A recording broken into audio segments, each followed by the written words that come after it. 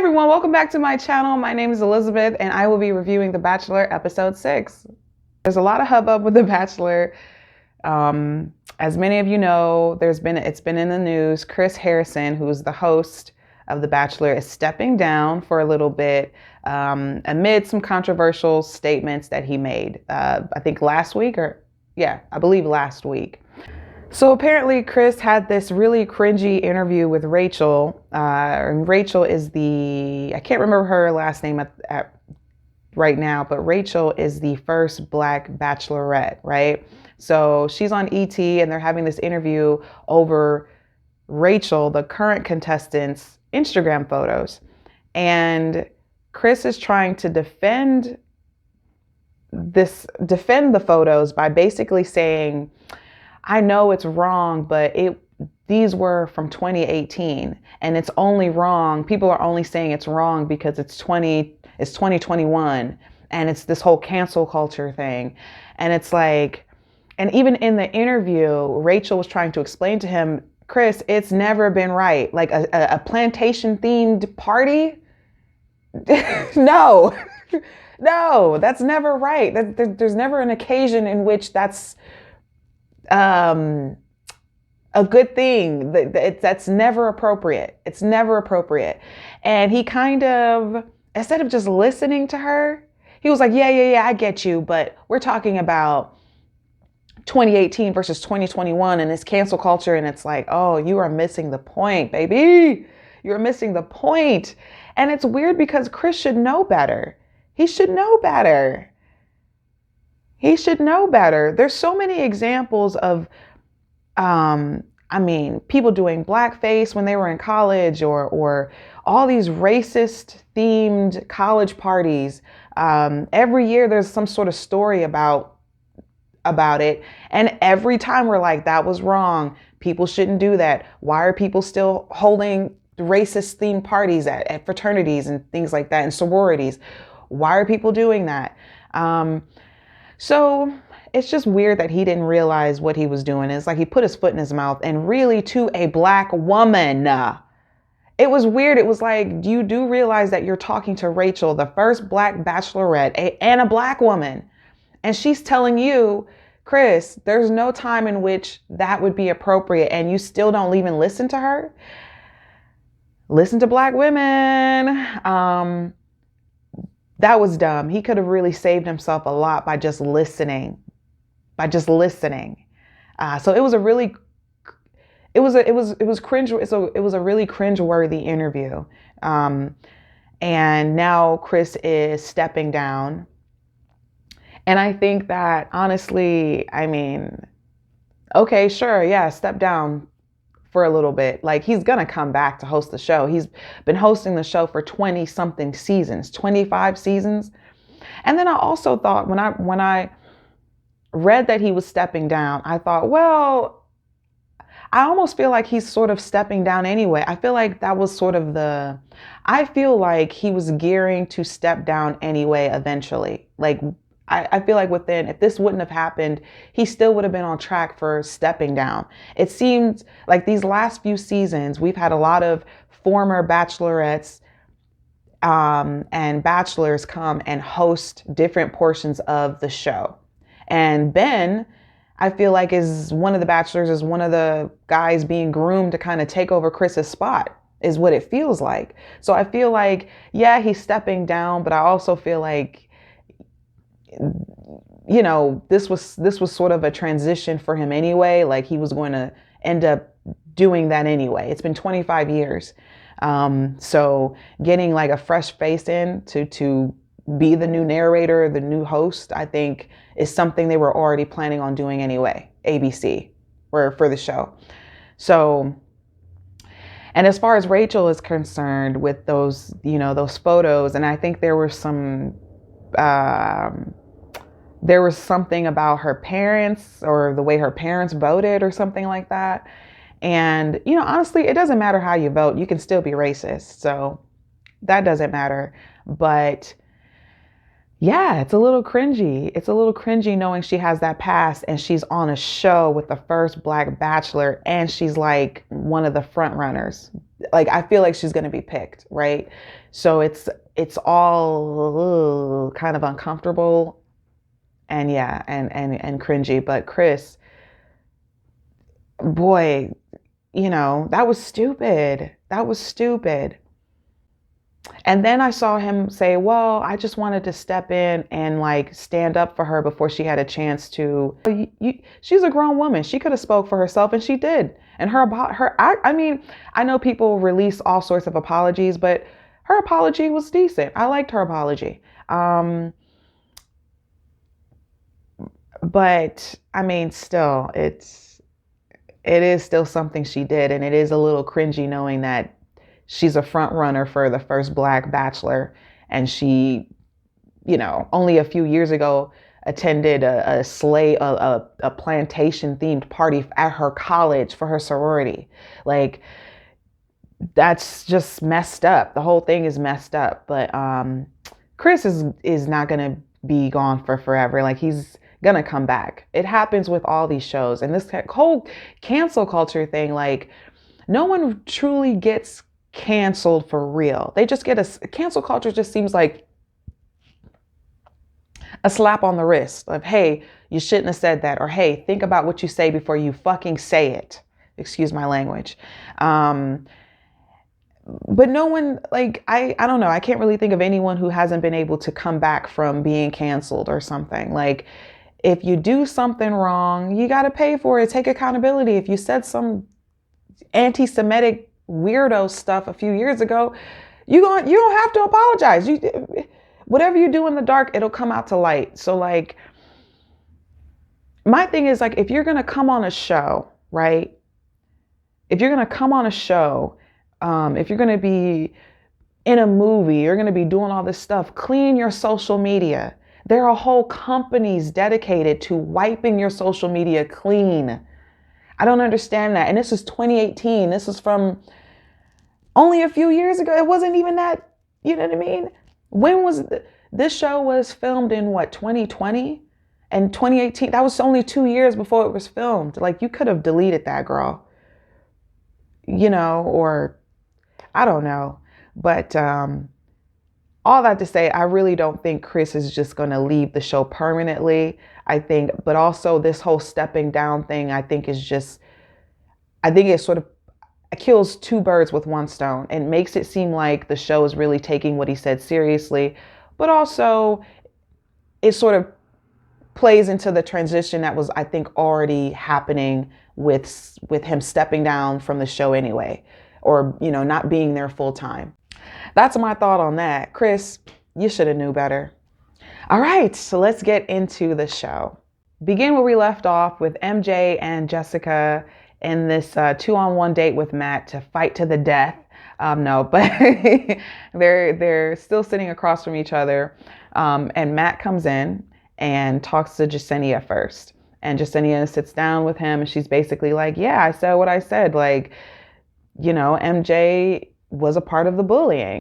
The only thing I didn't agree with Jasenia is that MJ wasn't as big. Like, she didn't do that much damage as Victoria did. You know what I mean? Like, it wasn't what I think MJ did from what we saw wasn't that bad. But then MJ is freaking out and she's just like, I can't believe this girl would talk mess about me, and I'm all about positivity and all this other stuff, and I'm a badass bitch and I'm a fight. Like, who are you and what are you talking about? What are you talking about, MJ?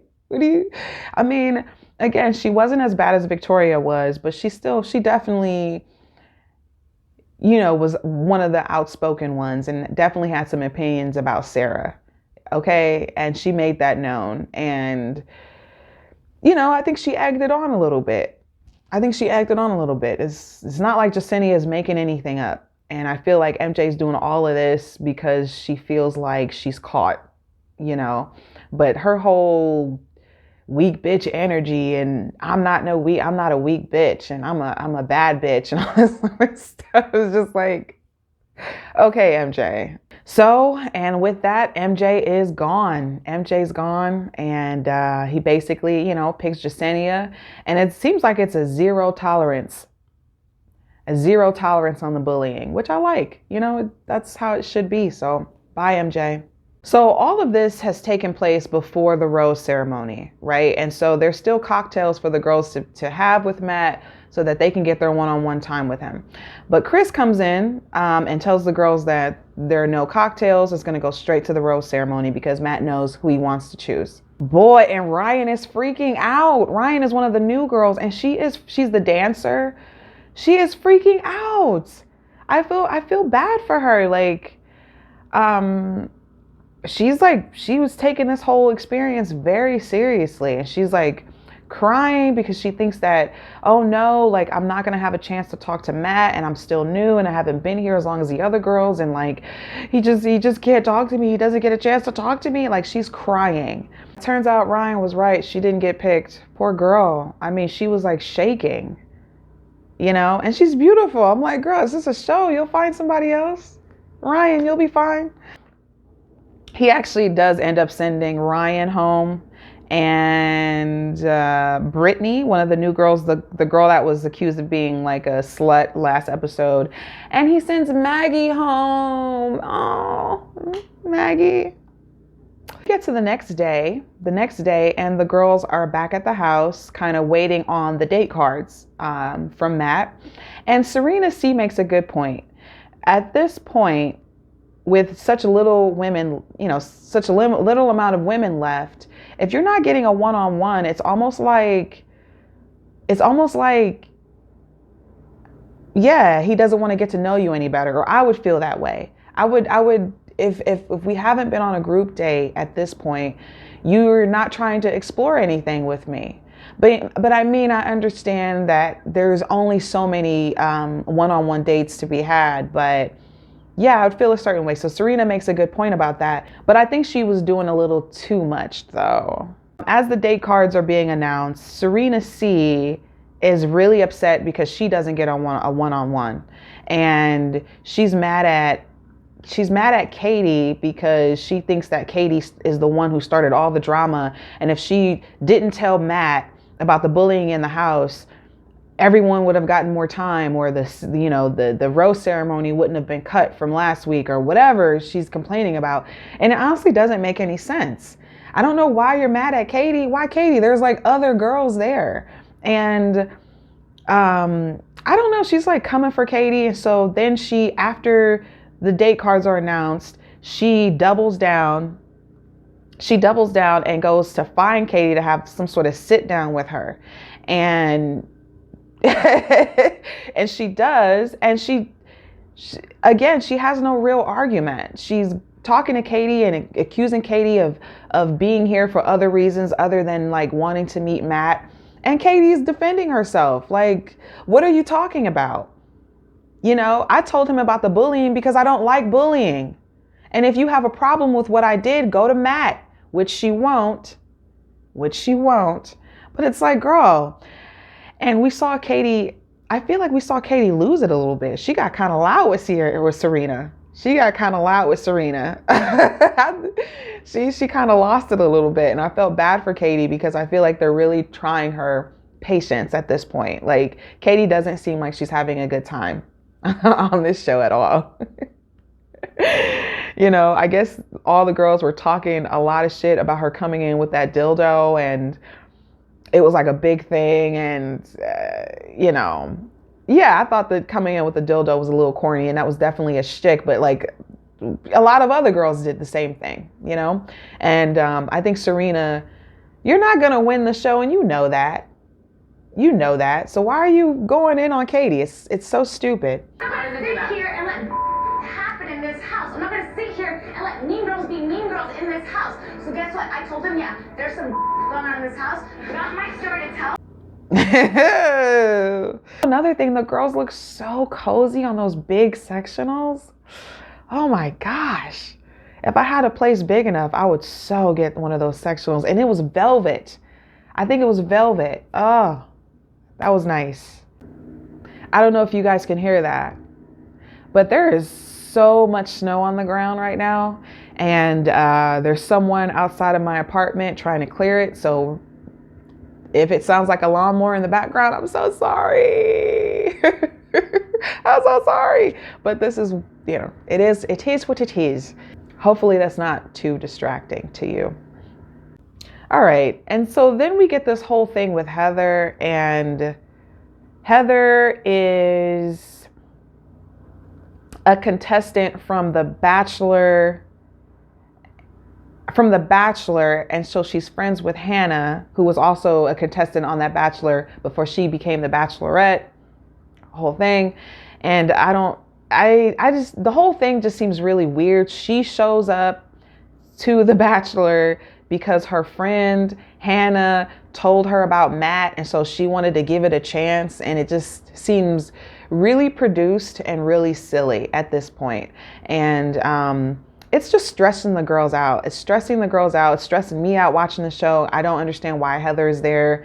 I don't know. There's something kind of gross. I don't know. She kind of grossed me out. The whole thing just, hi, I'm here.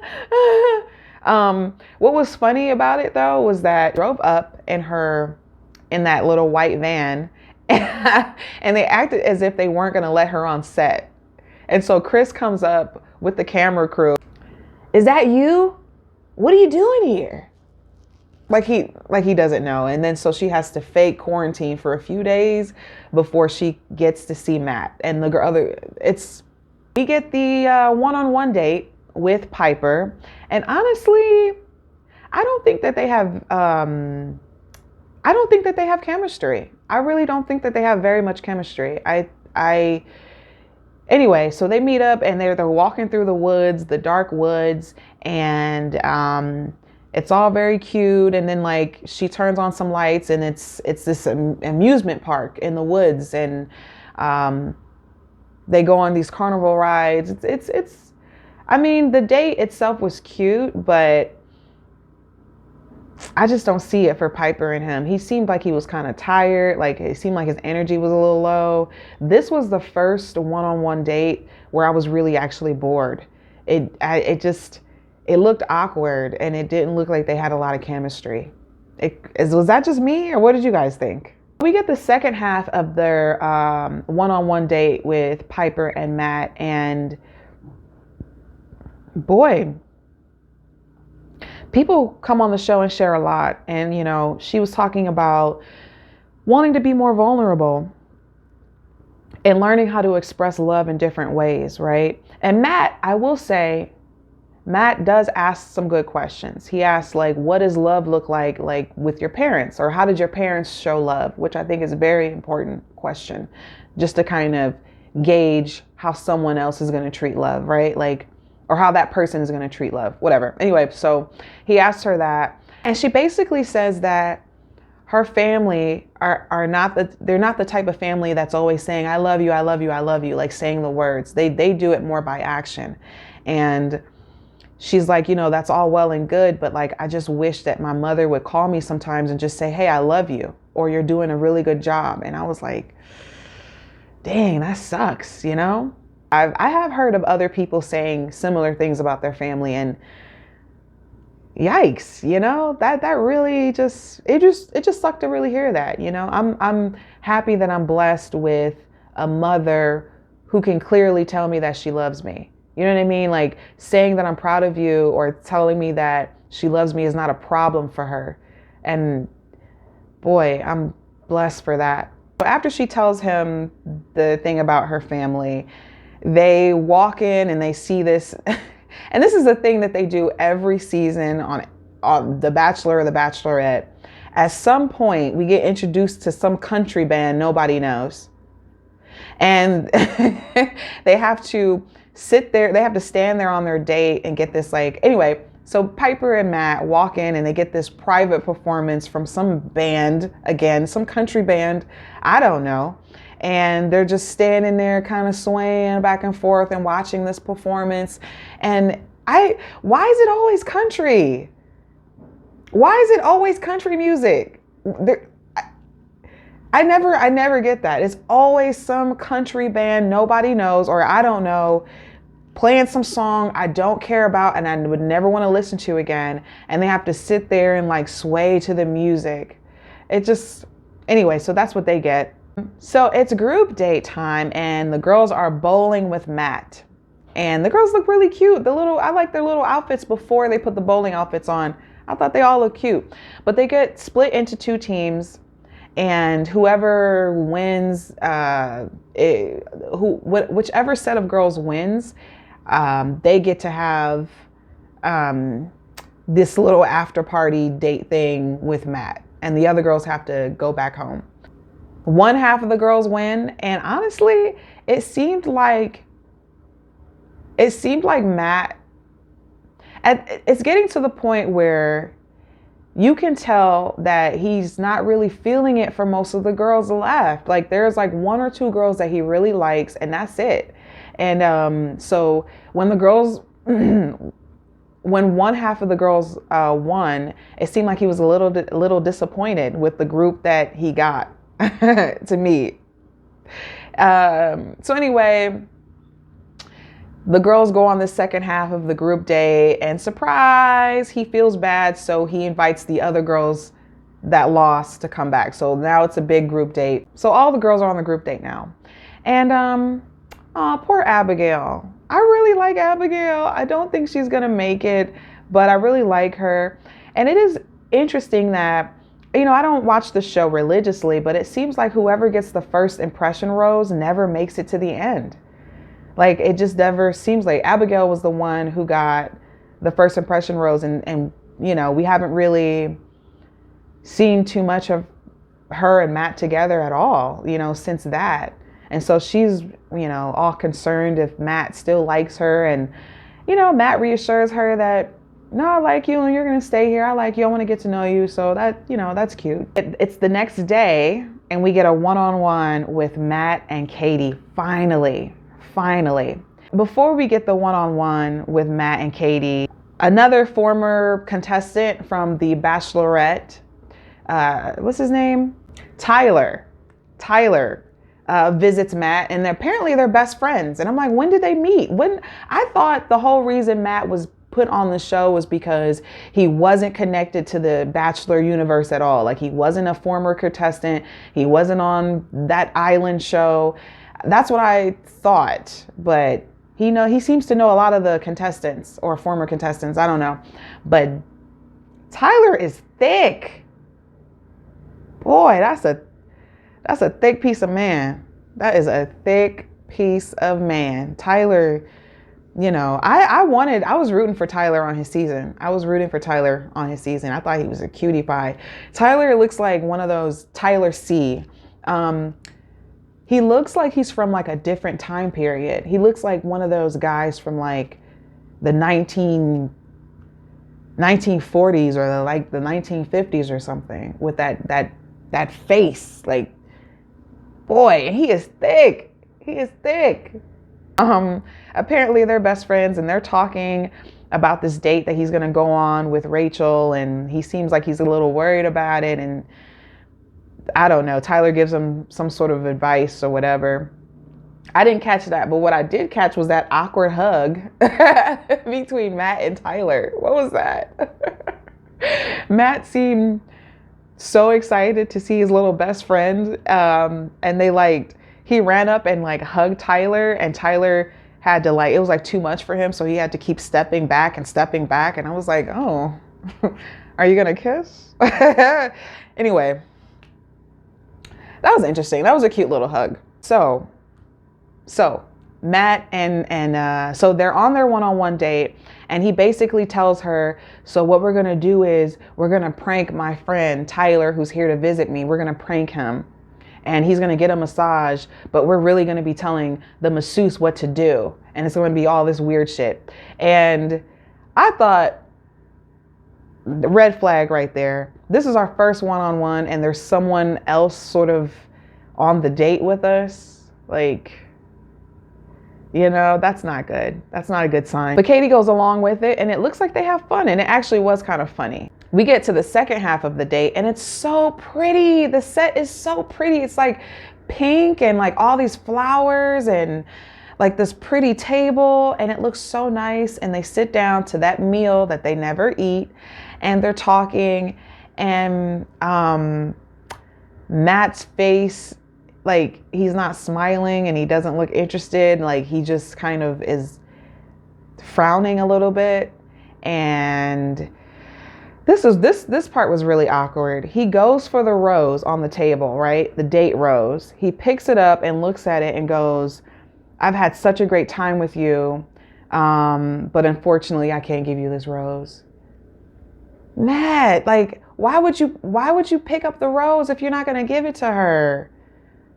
Like, you set her up. Like, the look on her face when he picked up the rose, you know, she was like, "Oh my God, I'm getting a rose." And then he was like, but I can't give this to you. You know, like some of my relationships with the other women have progressed a lot, you know, more than like ours. And so I have to listen to my heart. And that was just, I felt so bad for Katie. But then I thought, Katie, really, are you really into Matt?